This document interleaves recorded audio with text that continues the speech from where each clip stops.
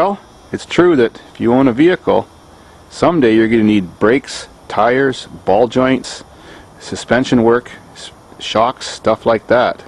Here's just some things to know. First, there is a difference between summer and winter tires. If you've got a good quality winter tire, it's got a different tread pattern, and it actually has a different compound in the rubber, usually graphite particles, to help it stick to ice. So it actually does have better traction in snow by its tread pattern, and it actually stops better on ice. There also is different compounds in tires like aniline. Aniline makes your rubber harder, and that makes your tires last longer. So if you buy a more expensive tire, you can expect you may be getting your money's worth because you're going to go more miles on it. Now a bit about the brakes. Nowadays on most cars, rotors are so cheap and they're so poor that just about every time you need to do a brake change, you change your rotors too. Well, when you go into a garage, they always like to point out, oh look, you've only got 30% pad life left. Oh, you better get everything changed before it wears out, because then it's going to cause more damage. Well, that's stupid.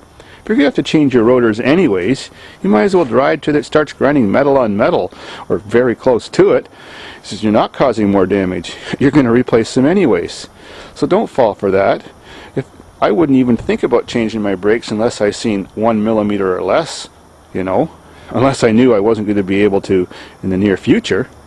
Next is your shocks and struts. Well, of course, when your vehicle gets older, it's likely that they're going to start leaking slowly. Well, they still work fine. It's not till almost all the fluid is leaked out of them before they lose their effectiveness.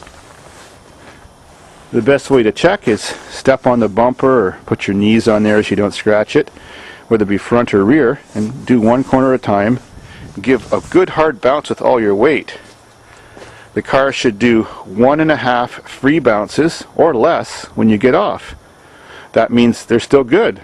Of course, if it bounces longer than that, you may want to decide to change the shock sooner than later. If you have bad shock absorbers, when you're hitting bumps going down the road, your tire is actually riding in mid-air for short periods of time, and that's caused you to lose traction and lose control. Especially if you're hitting bumps going around corners, your tires start bouncing doing that. You notice your car start to float over and move across a piece of dry pavement around a good corner. Shocks can become noisy too, sometimes because the rubber bushings at each end are worn out, but it's usually because the main bushing with the chrome post is worn. It's another reason why the oil leaks out, so you may have a rattly, clunky sounding shock, and that'd be a reason to change it. Well, next is steering joints, tie rod ends, and ball joints. Every car's got them, and they're very important. If some garage is working on your vehicle or checking it for you and they show you that this is loose when they shake the wheel or move it, change it. If it gets too loose, your tie rod can let go, just pops right off, and you lose your steering in that wheel. Not good. If your ball joint is loose, that's much scarier. Then your wheel can let go, it can move right out sideways, get tucked underneath the fender, break the axle, cause it to skid, cause fender and door damage, and possibly suck you into oncoming traffic or into a ditch. Now, the higher speed you're going, the scarier that's going to be. Then there's sway bar links. These things come in all shapes and sizes, and some cars have them on all four wheels, some just have them on the front. Some don't have any sway bars at all, or any links. Although a worn out sway bar goes clunkety clunk and stuff like that on bumps, it sounds maybe just like a bad tire end or a bad ball joint. It's not actually a safety issue. A sway bar stops body roll or lessens body roll around hard cornering. For example, if this van was doing a hard turn in that direction, then the body would want to roll that direction towards the outside of the turn by centrifugal force. Well, that means that that wheel is being lifted up higher into the fender well on the opposite side, so it's lifting the lower control arm up to go with it. So to help reduce body roll, that sway bar comes all the way across, and it's attached by that link I just showed you to the lower control arm on the far side, and it's attached on this side at the same place. When that other control arm gets squished upwards, or the body is being pushed down, whichever way you want to describe it, it transfers some of the energy to this wheel and lifts that wheel up, and that prevents this spring from putting so much force, helping tip the vehicle when the vehicle is turning in this direction. So if your sway bars are making all those clattering noises, they're still functioning absolutely perfectly fine and perfectly safely. It's not till they finally get so loose, or the bolt gets rusted and they break, or the ball and socket comes apart, that your vehicle actually will experience a little bit more tippiness on hard cornering. But most people, unless they're driving like a slalom course or something, probably aren't even going to notice. But it is an issue in case you have to have your vehicle done for a safety inspection. They have to be in good condition. Vehicles with rack and pinion steering have inner tie rod ends too, which are sealed inside a rubber boot. Well, it's easy to check by moving the wheel back and forth when the car's jacked up if they have play too. And if they have play, it's recommended that you change them soon. Other cars have a ball type steering system in a steering box. It's called recirculating ball. It's not as precise a system. You always have a little bit of play in your steering wheel. Well, the more play, the older, more worn out your vehicle is. Most vehicles, nothing will ever happen and that box will last the life of the vehicle, but there is a few vehicles when the box gets old and tired, you then have no connection and you lose your steering. Another myth is that every time you get a ball joint or tie rod end changed, oh, you've got to have an alignment. They want to sell you that to make some easy money. Not true most of the time. A ball joint has no adjustment. It just pretty much goes back in the same exact way it came out. So when you put a new ball joint in to replace a worn out one, it brings all your suspension measurements exactly up to the way they were supposed to be, so long as you haven't hit anything or had an accident in between. On a tie rod end, if you screw the tie rod back into the same place it was before against the locking set nut that's over here, chances are it's going to put your steering exactly back in the same toe and position it was before. On many modern cars, especially General Motors cars of all shapes and sizes, their lower control arms, where they attach to the frame, are attached by big round rubber bushings with a bolt going through the middle. Well, the rubber bushings are factory glued to the steel, and when they get a few years old, rust gets in there and just wear, and the rubber starts separating from the steel.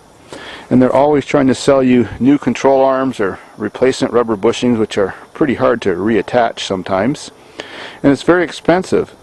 So if the rubber is only partially separated, don't believe them. It's not till they're more than 50% or more separated that you can consider changing one of those, and it's not a 100% safety issue. When the rubber bushing is completely separated, the car just has a little bit of sway. Other than that, it still drives pretty good.